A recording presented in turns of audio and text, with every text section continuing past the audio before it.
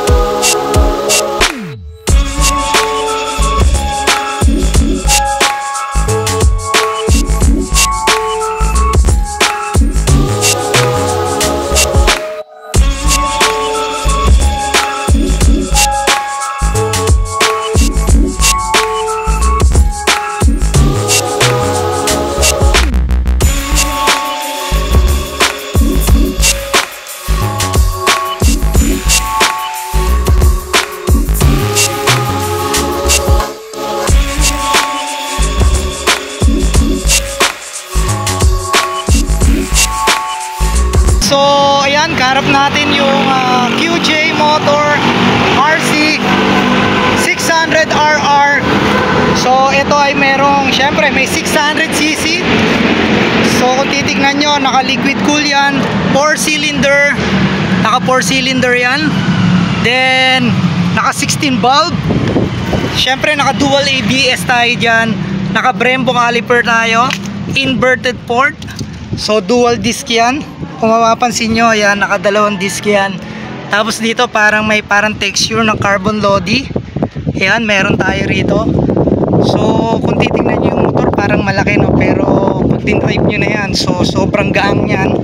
Then yun nga, ako personally nakagamit naman tayo ng big bike, pero ito sobrang sarap gamitin na ito. Yun nga lang, napaka-aggressive niya. Syempre sports bike siya. So sanay tayo sa naked kaya medyo nanibago tayo, nakakangalay sa braso. Pero okay lang naman, napakasarap gamitin, no? So yan, so naka TFT panel tayo rito. Ayan, kung makikita nyo, pwede natin buksan yan. Syempre nakakilis yan, pindutin nyo lang yan. Then yan, mag-open yan. Oh, yan, mag-open yan. Alright. Ayan, so nakakilis yan. Right, tapos tap nyo lang ulit para mamatay yan. Ayan. Okay. So ang max power na ito ay 60 kilowatts at 11,000 RPM. Yan, yung kanyang max torque naman 51 Newton meter at 10,500 RPM. So naka KYB tayo rito na telescopic. At saka to, harap at likod yan, no? Pati yung mono na yon, naka KYB tayo dyan. Tapos yung nasabi ko nga, no, naka Brembo tayo dyan. Alright, so naka 6-speed manual transmission tayo. Dimension 2140 by 750 by 1150. Yan yung kanyang dimension. Yung height, so ang height ko 5'6". So abot naman natin. Kung medyo tiptoe lang tayo ng konti, pero abot naman natin. Alright, so nakita nyo naman, ang lalaki ng mga gulong, no? So ang wheelbase na ito 1460mm, no, yung kanyang wheelbase. Kaya talagang yan, eto mapansin nyo yung kanyang muffler.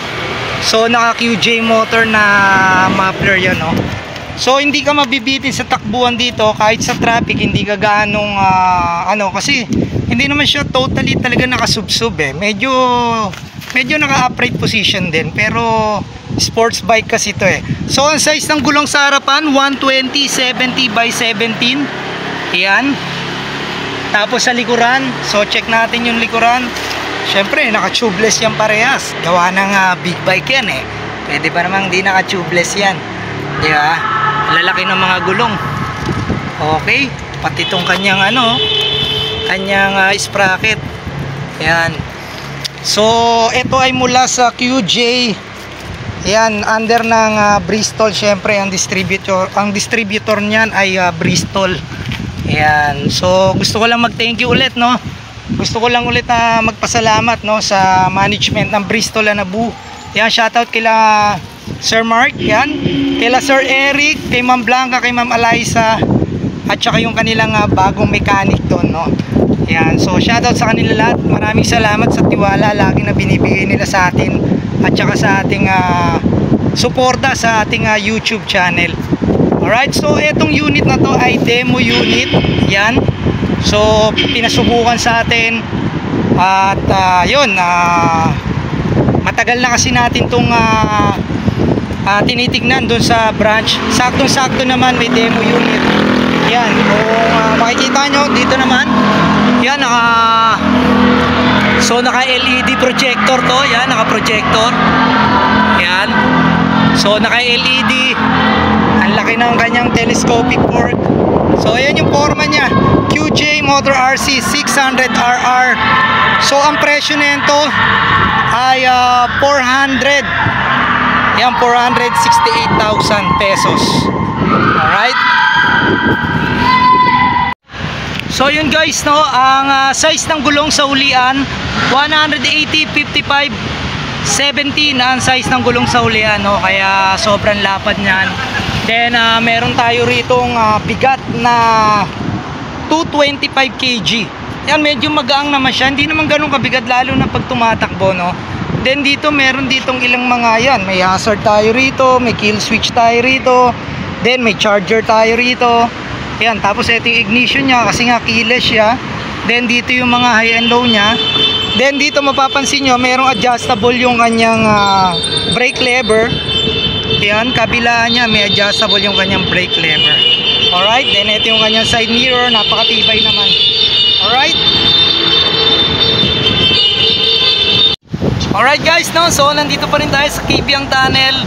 So ito yung gamit natin, QJ Motor RC 600cc RR. So yan, nandito tayo sa Kibiang Tunnel, no, para i-test drive siya. Then bigyan kayo ng konting quick review. Yung handling niya, no, sobrang hindi siya nakakapagod. Medyo nakakangalay siguro pagka hindi ka sanay, lalo na pagka mga long ride. Pero ito kasi short ride lang to eh. Kaya medyo okay naman para sa akin, no. Sanay naman tayo gumamit ng mga big bike. Yan. So, yun, ito ay may presyong 468,000. Yan. Punta lang kayo sa Bristol Anabu. Yan. So, dyan lang yun located. Malapit lang yun sa may Metro Gaisano eh. Paglampas ng crossing, ayan, dyan makikita nyo yun. Alright guys, so yun, kung di pa kayo nakasubscribe, subscribe na kayo. J Motors TV lang yan sa inyong YouTube at Facebook account. Huwag nyo kalimutan hit ang notification bell para updated kayo sa lahat ng video na ina-upload natin. Yan, shoutout sa lahat ng ating mga subscribers and followers, no. At saka shoutout syempre sa taga Bristol Anabu. Yan, kila Sir Eric, kay Sir Mark, kay Ma'am Blanca, kay Ma'am Eliza, at saka rin sa kanilang bagong mechanic na lagi kong nakakalimutan ng pangalan. Alright, so thank you very much. God bless you all. So sorry, hindi ko na na-videoan yung pagpunta natin dito dahil yun nga, naglolo ko yung battery ng ating headcam. Alright, so nandito tayo sa Kibiang Tunnel at ayun, balik na tayo sa branch. Ayan, so thank you very much ulit. Ride safe, ingat kayo lahat. God bless you all.